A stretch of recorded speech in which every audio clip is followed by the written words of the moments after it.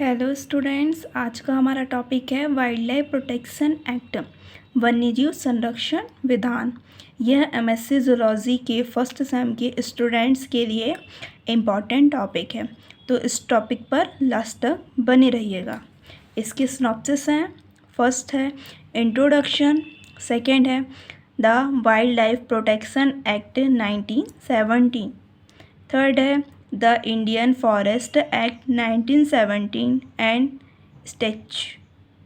State forest act, fourth है forest conservation act 1980, fifth है environment protection act 1986, sixth है the biological diversity act 2002 and state biological rules 2004, seventh है national wild life action plan 2002-2016, eighth है national forest policy 1998, ninth है Indian board for wild life, tenth है राष्ट्रीय one जीव मंडल के कार्य। तो इसका इंट्रोडक्शन देखते हैं।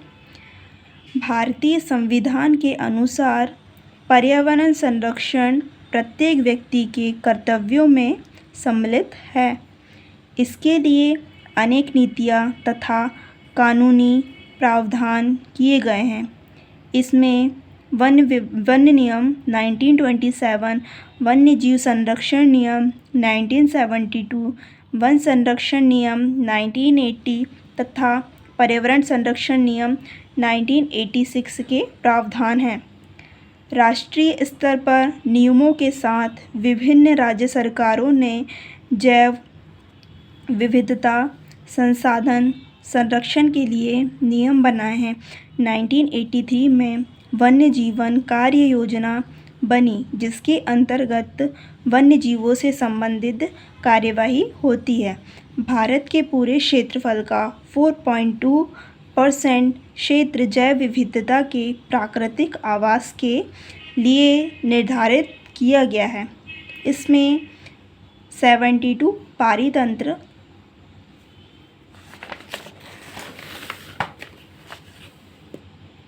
12 जैवमंडल क्षेत्र पहचाने गए हैं। भारत में वन्य जीवों के तथा उनके आवास के संरक्षण के लिए कठोर कानूनी प्रावधान हैं। सेकेंड पॉइंट है वन्य जीव संरक्षण विधान 1972, the wild life protection act 1972। इसे 1976, 1982, 1986, 1993, 2002 तथा 2006 में संशोधित किया गया। इस विधान के अंतर्गत शिकार पर नियंत्रण, वन्य जीवों के आवास की सुरक्षा तथा प्रबंधन, संरक्षित क्षेत्रों की व्यवस्था, वन्य जीवों द्वारा उत्पादित भागों तथा उत्पादों के व्यापार का नियमन तथा नियंत्रण तथा चिड़ियाघरों जू की व्यवस्था सम्मिलित है। इस विधान में संरक्षित क्षेत्रों की अनेक श्रेणियां हैं, जैसे राष्ट्रीय उद्यान, नेशनल पार्क्स, वन्यजीव संरक्षण स्थल, वाइल्ड लाइफ सेंचुरीज, बाघ संरक्षण क्षेत्र, टाइगर रिजर्व्स, संरक्षण स्थल, कंजर्वेशन रिजर्व्स तथा सामुदायिक संरक्षण स्थल, कम्युनिटी रिजर्व सम्मिलित हैं। WPA के अंतर्गत केंद्र तथा राज्य सरकारें किसी क्षेत्र को वन्यजीव संरक्षण क्षेत्र, राष्ट्रीय उद्यान अथवा प्रतिबंधित क्षेत्र घोषित कर सकती है। संरक्षित स्थानों पर किसी प्रकार की औद्योगिक गतिविधि प्रतिबंधित है। संरक्षित क्षेत्रों के भीतर अथवा बाहर वन्य प्राणियों का शिकार प्रतिबंधित है।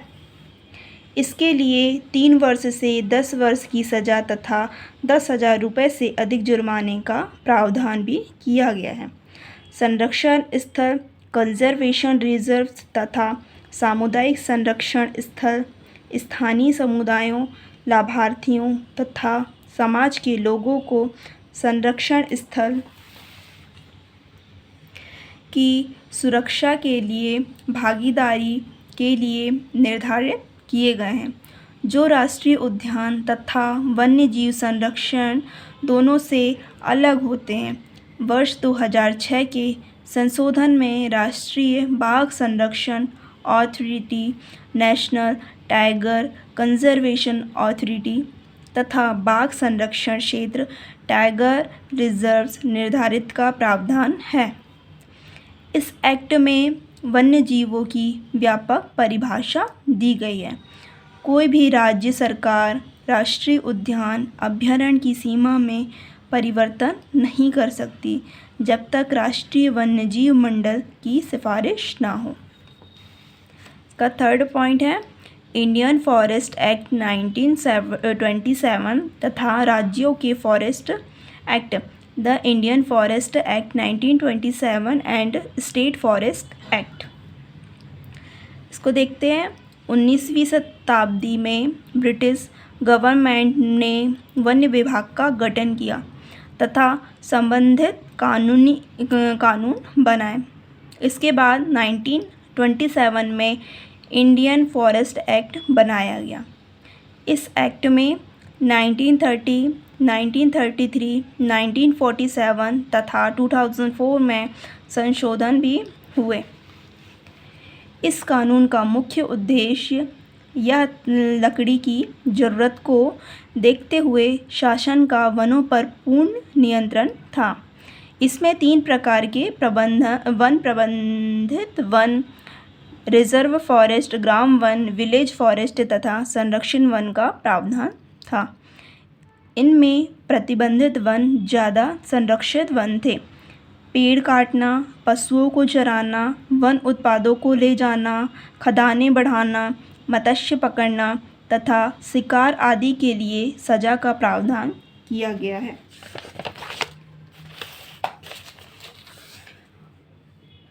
फोर्थ पॉइंट है forest conservation act 1980। Forest conservation act 1980, इसे 1980 में वनों को बचाने तथा उनके संरक्षण के लिए बनाया गया। इस एक्ट का संशोधन 1988 में हुआ। इस एक्ट में वन संरक्षण का तथा वन भूमि का अन्य कार्यों के लिए बदलने के लिए नियमों का प्रावधान है। जब भी कोई परियोजना वन भूमि पर संचालित होना है, इस एक्ट के अकॉर्डिंग पूर्ण में उचित अधिकारी की अनुमति होना अनिवार्य है। राज्य सरकार किसी भी वन भूमि को इस एक्ट के अंतर्गत किसी वन्य भूमि को केंद्र सरकार की अनुमति बिना किसी वन रहित कार्य के लिए अधिसूचित नहीं कर सकती। इस एक्ट के अकॉर्डिंग भारत सरकार की अनुमति के बिना किसी संरक्षित वन के पेड़ काटने अथवा वन के स्थान पर किसी कार्य के लिए अनारक्षित घोषित करना वर्जित है। फिफ्थ पॉइंट है पर्यावरण संरक्षण विधान 1986, इन्वायरमेंटल प्रोटेक्शन एक्ट 1986। पर्यावरण संरक्षण विधान द्वारा विभिन्न नियमन संस्थाओं की गतिविधियों के बीच समन्वय, पर्यावरण संरक्षण के लिए पर्याप्त अधिकार, पर्यावरणीय प्रदूषण के बहिर्प्रवाह का नियमन तथा खतरनाक पदार्थों का नियंत्रण आदि का प्रावधान है। इस विधान द्वारा ऐसे क्षेत्र जहां वन्य नहीं हैं, जैसे चारागाह, नम भूमि, वेटलैंड्स तथा समुद्र तट स्थानों को भी कानूनी संरक्षण मिला। 6 पॉइंट है जैव विविधता अधिनियम 2002 तथा राज्य जैविक विविधता नियम 2004। इस कानून का मुख्य उद्देश्य जैव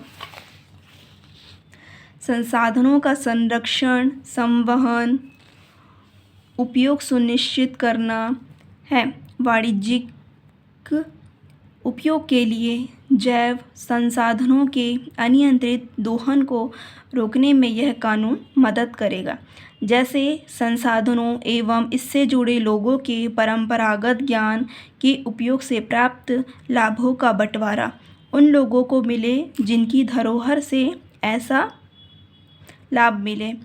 यह सुनिश्चित करने के प्रावधान अधिनियम नियमों में रखे गए हैं।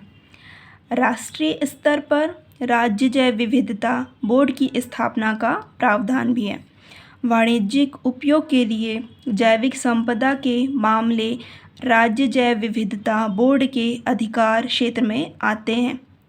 राष्ट्रीय जैव विविधता प्राधिकरण और राज्य जैव विविधता बोर्ड स्थानीय ज्ञान के संबंध में स्थानीय जैव विविधता अधिनियम प्रबंधन समितियों में इसे परामर्श करेंगे। भारत संयुक्त राष्ट्र संघ के जैव विविधता अधिवेशन कंजर्वेशन में सहभागी हैं। 7th पॉइंट है राष्ट्रीय वन्य जीव कार्य योजना 2002-2016 national wild life action plan 2002-2016। इस योजना में वन्य जीवों के संरक्षण की वास्तविक नीति का परिपालन है। इसमें संरक्षित स्थानों को मजबूत करना, संकटग्रस्त प्रजातियों तथा उनके आवास का संरक्षण, वन्यजीव उत्पादों के व्यवहार पर नियंत्रण तथा अनुसंधान, शिक्षा एवं प्रशिक्षण के प्रावधान हैं। इस योजना में 2 नए प्रावधान संरक्षण क्षेत्र कंजर्वेशन रिजर्व्स जो संरक्षित स्थलों को जोड़ते हैं तथा सामुदायिक क्षेत्र कम्युनिटी रिजर्व्स जिसमें स्थानीय लोगों द्वारा संरक्षित क्षेत्रों में व्यवस्थापन में सहयोग मिलता है, सम्मिलित हैं।